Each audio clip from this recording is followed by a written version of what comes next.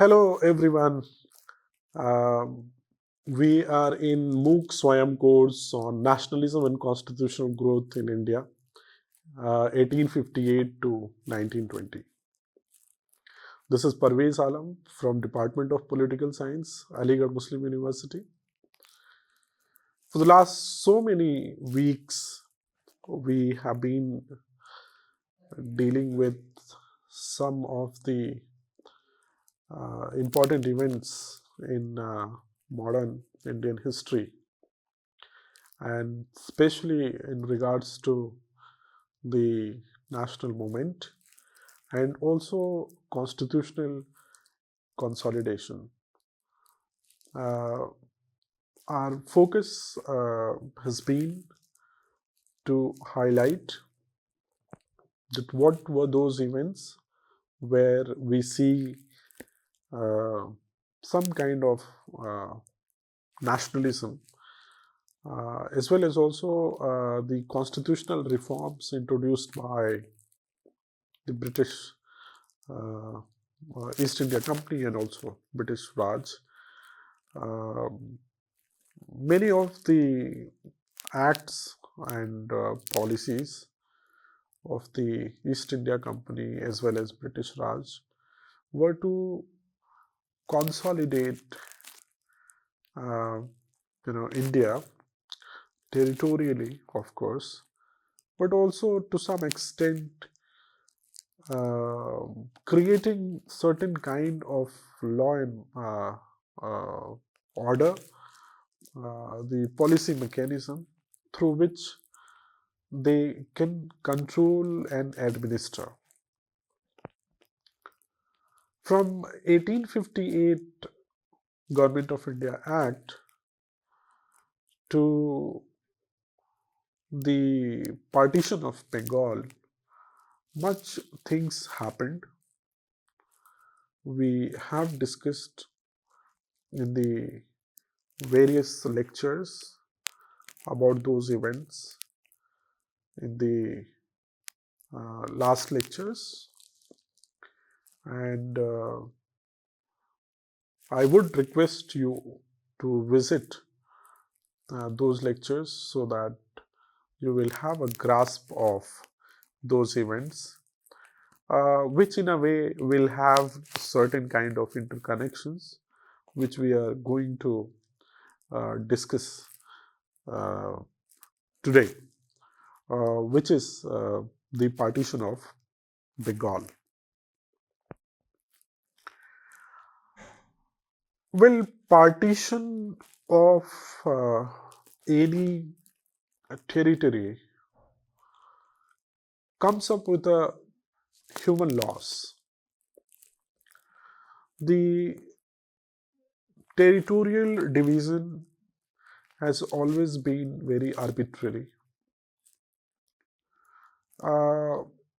Whether in the Italian partition during the 19th century, which we saw the what we call it unification of Italy by 1860s, 70s. The partition of Germany at the end of the at the beginning of the Cold War, just after the end of the World War, but also there was a reunification of Germany. So Germany was divided into two, East Germany and West Germany. In fact, territorially, again, India was divided into Pakistan and India. So, I mean, any partition is not a desirable kind of activity, because it divides not only territory, but it divides families, it divides hearts and minds. So partition, of course, is a very arbitrary kind of act, which in a way is done by some kind of authoritarian tendencies. The intent is, of course, to govern, to rule, and British Raj, in a way, was very effective in dividing, dividing and ruling. So let us see, since 1765, following the Battle of Buxar, because we have already had war called Battle of Plassey, 1757. Um, Especially since the Battle of Buxar in 1765, the province of Bengal, which included present-day West Bengal, Bihar, Odisha, Bangladesh, and Assam, was under British. It was a very large uh, area, and the population rose to almost 80 million by the first few years of the 20th century. Calcutta was the capital of the province and also British India. There were difficulties in administering such a large area. The eastern part, especially in rural areas, were neglected. That region was lacking in the fields of industry, education, and employment. Much of the industry was centered on Calcutta. So, for administrative ease, the partition of the province had been proposed even before Curzon had arrived in India. In 1874 only, Assam was sliced away from Bengal and put under a chief commissioner. Initially, Lord Curzon was, was in favor of partitioning of the province as administrative measure solely. In 1905, 1904, in fact, he undertook a tour of Eastern Bengal. After the tour of Eastern Bengal, Lord Curzon decided that it is for administrative ease to divide Bengal into two.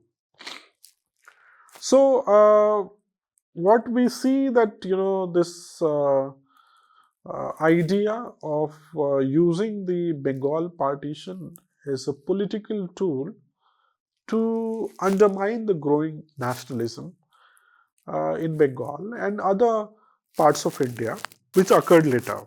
Curzon thought after the partition, the two provinces would be Bengal, including modern West Bengal, Odisha, and Bihar, and Eastern Bengal and Assam. Now, Bengal would also lose 5 Hindi-speaking states to the central provinces. It would gain Odia-speaking states from the central provinces. Eastern Bengal would consist of Hill Tripura, Chittagong, Rajshahi, and Dhaka divisions. Its capital would be Dhaka. Bengal would have a Hindu majority, and Eastern Bengal and Assam would have a Muslim majority population, right? Where West Bengal. Now, its capital would remain Calcutta. So so this was the proposal. The announcement took place on July 20, 1905. And it was implemented on October 16, 1905 by Lord Curzon, who was the then Viceroy of India. Now, as I said, geographically, it actually reorganized Bengal presidency, separating primarily Hindu western districts from primarily Muslim eastern areas. Now, this is what is called policy of divide and rule. We have already, in fact, got to know the very policy of divide and rule by the British, especially while negotiating with moderates and extremists. How the very policy of reparation, uh, conciliation, and suppression, in fact, was the modus operandi of the British. So again, what were the divisions and capitals? So Calcutta is of course going to be the capital of Western Bengal, and Dhaka is going to be the capital of the Eastern Bengal. Western Bengal, of course, would be included Odisha, Bihar, and the western districts, which will have a Hindu majority area, and Eastern Bengal and Assam included were primarily Muslim majority areas. Now, what were the reasons for partition? As I said, it was the administrative reasons, where Curzon aimed to create a stronger government in the underappreciated and badly administered eastern region.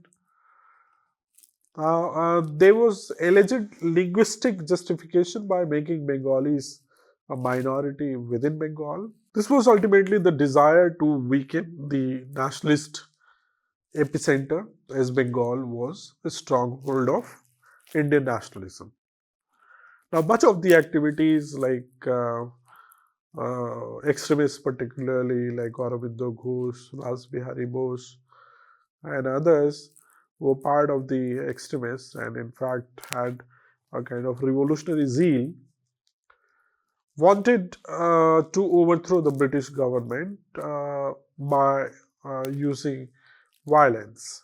And Bengali nationalism, in fact, was also supplied with intellectual input. So this act of partition, in fact, was a kind of political act where this division of Bengal into two contributed immense pressure on people. Of course, there were political response from the people. There was strong opposition from Hindus in West Bengal who protested against becoming a minority in a region also containing Bihar and Odisha.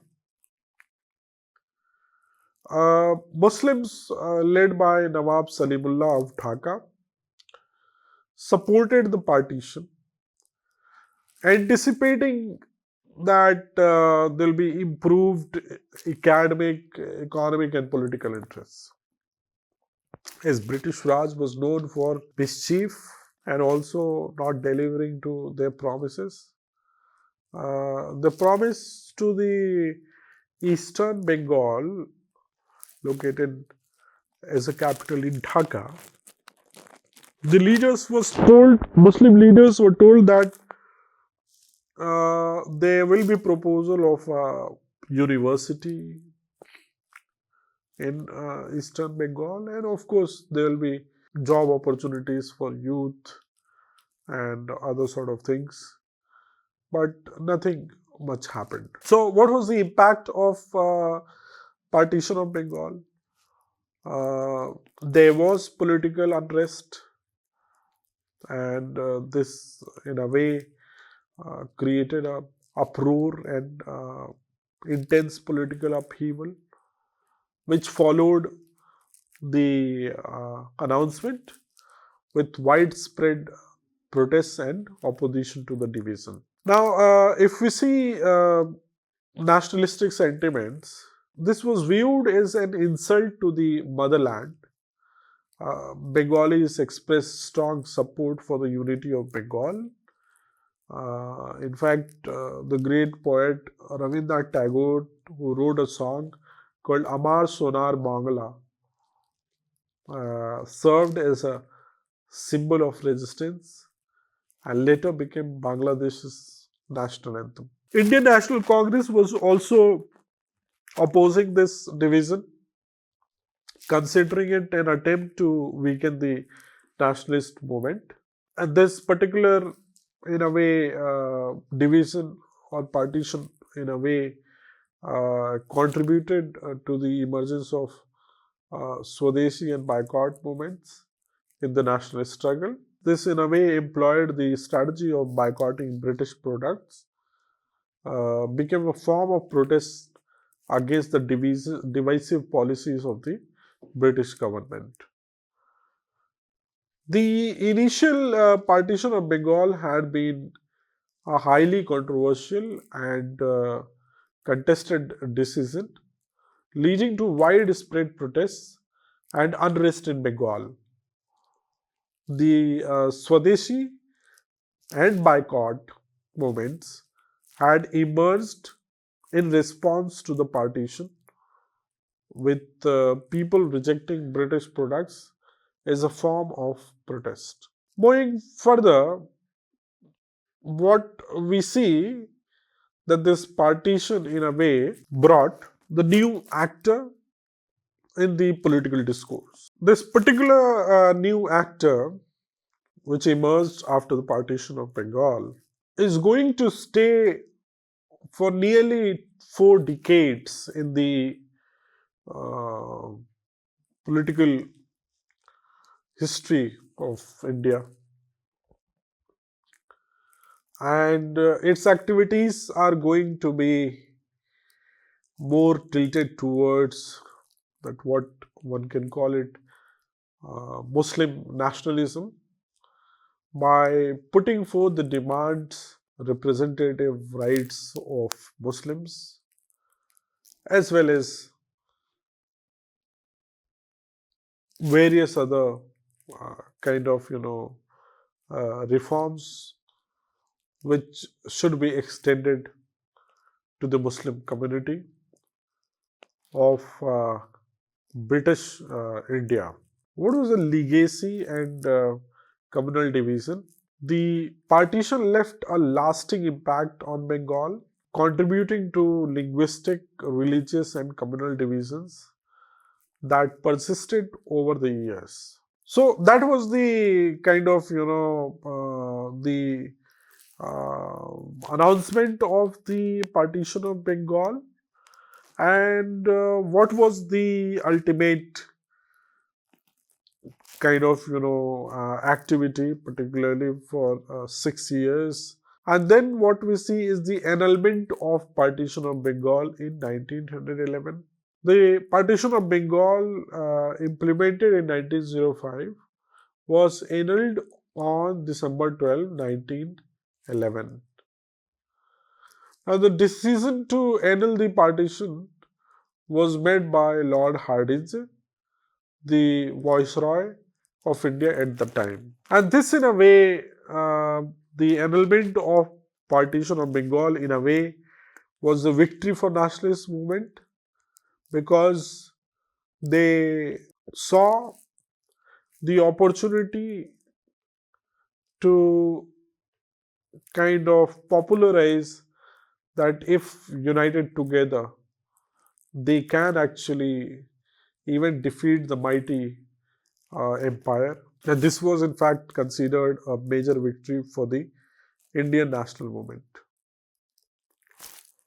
Now, the reversal, in fact, reflected the impact of public protests and opposition to the divisive policy of the British government. And this, in a way, led to reintegration of Eastern Bengal, where Eastern Bengal, which had been separated during the partition, was incorporated back into the Bengal presidency. The regions of Assam, Bihar, and Odisha, which had been part of the partition, reorganized. Lastly, if we see, there was this impact on capital and administrative changes. The British government moved the capital to New Delhi, was a decision seen as providing a firmer base for the colonial administration. The annulment was also linked to administrative considerations and an attempt to placate the sentiments of Bengal's Muslims. So, what were the reasons for annulment? If we see that riots and unrest triggered by the Swadeshi movement or boycott movement, which played a role in Lord Hardinge's decision to revoke the partition. In the last lecture, I was talking about, while talking about revolutionary terrorism, that how Lord Hardinge, in fact, was, wounded in the assassination attempt by the revolutionaries. So this was yet another kind of, threat to his security, and people were kind of boiled up with this kind of, act. So the revoking of the partition of Bengal or the annulment aimed to address the grievances and statements of the people in Bengal. And finally, there was Muslim perception and reactions. Muslims in Bengal initially opposed the partition, but over time, some saw advantages in the Muslim majority provinces of Eastern Bengal Eastern Bengal and Assam. The annulment, however, raised concerns among Bengal's Muslims, who perceived it as prioritizing Hindu interests over Muslim ones. In the form of legacy, what we see is that despite the annulment, the initial partition had lasting implications for communal relations, and it contributed to the establishment of the Muslim League in 1906. So, to conclude, the reaction to the partition of Bengal was widespread political unrest in the province after Curzon announced the partition. Many people in Bengal regarded this partition as an insult to their motherland. There was a huge cry for the unity of Bengal. Rabindranath Tagore composed the famous song Amar Sonar Bangla, which later became the national anthem of Bangladesh. The Indian National Congress protested this move to separate the province on communal lines. Most of the Bengalis in the western part protested against this step, which would also make them a linguistic minority in their own province. There would be more Odia and Hindi speaking people than Bengalis. Many Muslims from the Bengali Muslim community welcomed this move, since they thought that it would advance their educational, economic, and political interests if they become the minority in the new province. So Lord Curzon, in fact, also promised to start a university in Dhaka, and this was also seen as an opportunity for Muslims to develop in education and improve their standard of living. The general protest in the rest of the country was against this partition. The people saw through the divide and rule policies of the British authorities. The chief aim of such a partition was only to create a rift between the two communities, hampering the unity and nationalism in the country. The agitation had started much before the date of the partition itself. On the date of the partition, people observed a day of mourning. Tagore asked Hindus and Muslims to tie Rakis to each other. It's a mark of protest. A few Muslims also were against the partition. The Swadeshi and boycott movements in the national struggle started as a result of this partition. People started boycotting British goods, which had flooded the Indian market and had dealt a blow to the indigenous industry. The partition did succeed in creating a communal rift in the country and even contributed to the birth of the Muslim League in 1906. Now, owing to mass political protests, the partition was annulled in 1911. New provinces were created based on linguistic lines rather than religious lines. Bihar and Odisha province was carved out of Bengal. Bihar and Odisha became separate provinces in 1936. Now, a separate Assam province was created. The capital of British India was moved to Delhi from Calcutta in 1911.